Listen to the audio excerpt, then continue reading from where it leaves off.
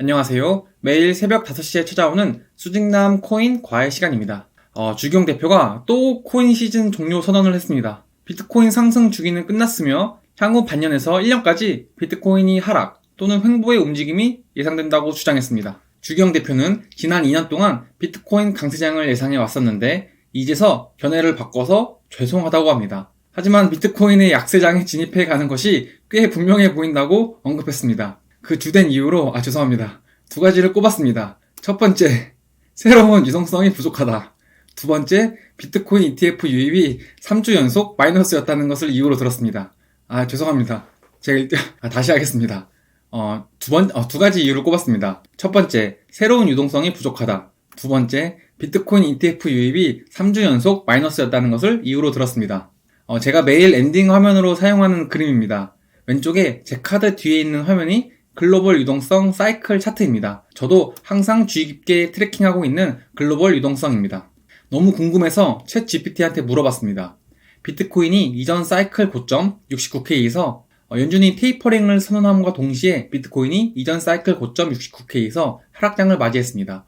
그 이후 계속해서 지금까지 페드는 양적 긴축을 이어오고 있습니다. 이 양적 긴축이 언제 끝났는지 GPT한테 물어봤습니다. GPT는 QT가 끝나는 시점에 대한 전문가들의 의견이 분분하지만 세 가지 보기를 주었습니다. 첫 번째, 올해 5월 QT 종료. 두 번째, 올해 말 QT 종료. 세 번째, 작년 24년 10월 국제금융센터 보고서에 따른다면 연준이 작년 말 혹은 25년 상반기, 올해 상반기까지 QT가 종료될 것이라고 이렇게 답변을 주었습니다. 그리고 바로 오늘 새벽 20일 미국의 금리 결정이 있습니다. 너무나 중요한 3월과 5월입니다.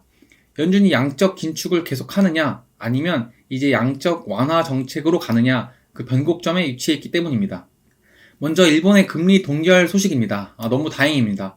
일본은 현 기준금리 0.5%를 그대로 유지하는 결정을 내렸습니다. 엔케리 청산을 불러오면서 비트코인을 포함한 모든 자산시장을 무너뜨렸던 일본의 금리 인상이었습니다. 일단 일본도 트럼프와 페드의 움직임을 보고 대응하는 쪽으로 방향을 잡은 것 같습니다. 그럼 페드는 3월에 금리를 어떻게 할 것인가가 남아 있습니다. 일본이 트럼프와 페드의 눈치를 보는 것처럼 페드는 다시 트럼프의 눈치를 보고 있습니다. 아직 트럼프가 칼부림을 추고 있기 때문에 페드는 이번 3월에는 금리를 동결할 것으로 보고 있습니다. 이 자료는 5월달에 페드의 QT가 종료할 것이냐 라는 것을 점치는 폴리마켓 자료입니다. 현재 100%의 수치입니다. 이전 트럼프 대통령 선거 때 미국 유권자가 이런 말을 했었습니다. 여론 설문조사를 믿지 마세요. 여론을 믿지 말고 대중을 믿지 마세요. 대신 돈을 믿으세요. 라고 했던 게 기억납니다. 폴리마켓은 돈으로 베팅하는 예측 시장입니다. 종종 트럼프 1.0 시절에 러시아 푸틴이 트럼프 대통령한테 약간 좀 쩔쩔매는 듯한 그런 짤이 많이 돌아다닙니다. 다행히 이번 종전 협상에서 나쁘지 않은 결과가 나온 듯 합니다. 전면적인 종전은 아니지만 먼저 에너지 인프라 휴전을 추진하기로 한 부분적 휴전 합의를 했다고 합니다. 전 세계의 어떤 그런 폭풍들이 조금씩 진정이 되고 있는 모습입니다. 다음은 주기영 대표의 두 번째 근거 비트코인 ETF 자료입니다. 비트코인 ETF는 계속해서 2월, 3월에 계속 순유출이 발생했었습니다. 하지만 이제 드디어 눈에 띄는 순유입이 발생했습니다. 너무나 반가운 소식입니다. 그동안 계속 비트코인을 던져대기만 했던 미국 기관들이 드디어 조금씩 스탠스를 바꾸기 시작했습니다. 그리고 그 선두에는 블랙로그의 아이비트가 있습니다. 단기적인 비트코인 움직임을 살펴보겠습니다. 이건 제가 그리는 비트코인 차트입니다. 저는 개인적으로 폴링 웨지를 보고 있긴 합니다. 다른 인플루언서의 비트코인 차트도 가져왔습니다. 4시간 봉으로는 현재 삼각 수렴을 보고 있다고 합니다. 비트코인은 현재 최대 고비 지점입니다. 72K에서 74K로 가느냐 다시 90K로 가느냐 하는 그런 중요한 위치에 비트코인의 분기점이 위치해 있습니다.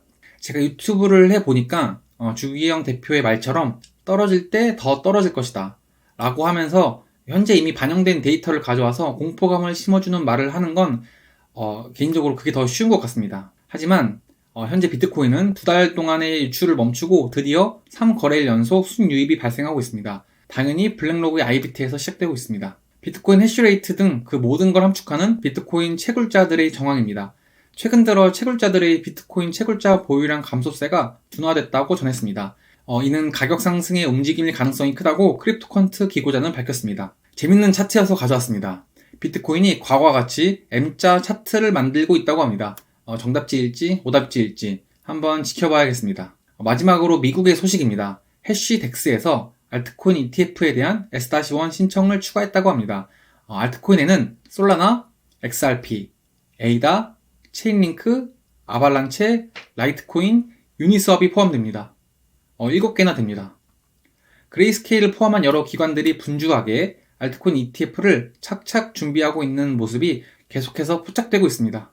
알트코인 대장으로 인정한 리플 소식입니다. 리플랩스가 리플 커스터디라는 상표를 출원했다고 합니다. 기사 내용이 좀 복잡한데 저는 이 기사를 보면서 예전에 그 종이 통장에서 모바일 뱅킹으로 넘어갈 때가 생각이 났습니다.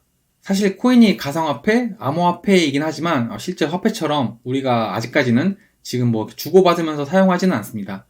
리플은 앞으로 이렇게 실제 코인을 사람과 사람 간의 계좌이체를 하는 것처럼 P2P, 코인을 주고받을 수 있는 제도적, 기술적 펀더멘탈을 실제 현실 세상에서 만들어가고 있습니다. 미국, 그 중에서도 특히 애리조나주에서 비트코인 전략 비축안 법안 SB1373이 가장 먼저 이루어졌다고 합니다. 미래를 준비하는 자들은 그 누구보다 발빠르게 움직이고 있습니다. 저와 함께 부자가 될 우리의 미래를 준비해 보시는 건 어떨까요? 제 목표는 경제적 자유를 통한 시간의 자유입니다. 멤버십 분들에게 매일 카카오톡으로 단기적인 코인 관점, 글로벌 경제 지표 등 제 모든 PDF 자료를 제공해 드리고 있습니다. 코인 과외 받으셔서 함께 부자가 되셨으면 좋겠습니다. 제가 그렇게 만들어 드리겠습니다. 오늘도 한 걸음 나아갔습니다. 감사합니다.